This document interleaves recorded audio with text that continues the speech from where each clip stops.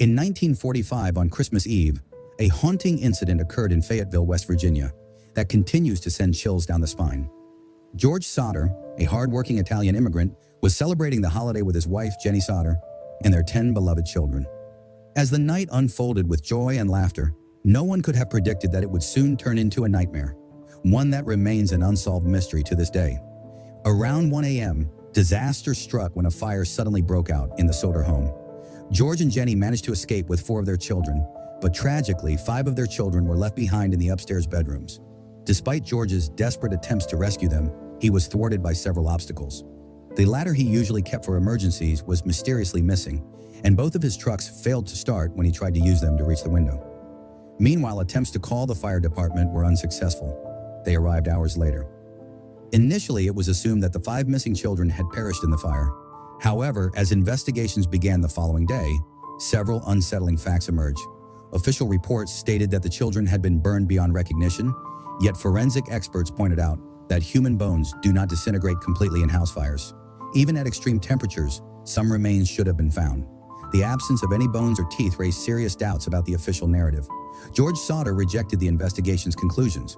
He had recently had all the wiring in his home replaced and believed that a short circuit could not have caused such a catastrophic fire. Additionally, he recalled strange occurrences leading up to the fire. Just before midnight, someone had cut the phone line to their house. Jenny also remembered receiving a mysterious phone call at 12:30 a.m. from a woman who laughed hysterically before hanging up. The night was filled with oddities. Just before the fire started, Jenny heard a noise on the roof that sounded like something falling. Furthermore, after the fire was extinguished, George discovered that the ladder he kept outside was found far away from their home in a nearby field. George became increasingly convinced that his children were not dead, but had been kidnapped during the chaos of the fire. His suspicions were compounded by an encounter with an insurance agent who had threatened him after he declined to purchase insurance for his home, a warning that suggested something terrible would happen.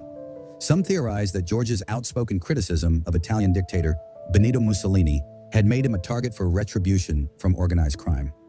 Over time, various reports emerged claiming sightings of the Sodder children in different locations. One woman claimed she saw them in a hotel with a strange couple.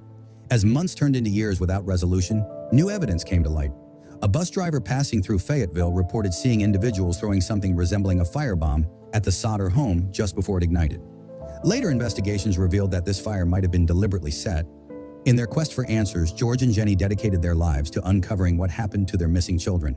They erected a billboard featuring their children's photographs and offered a reward for information about them.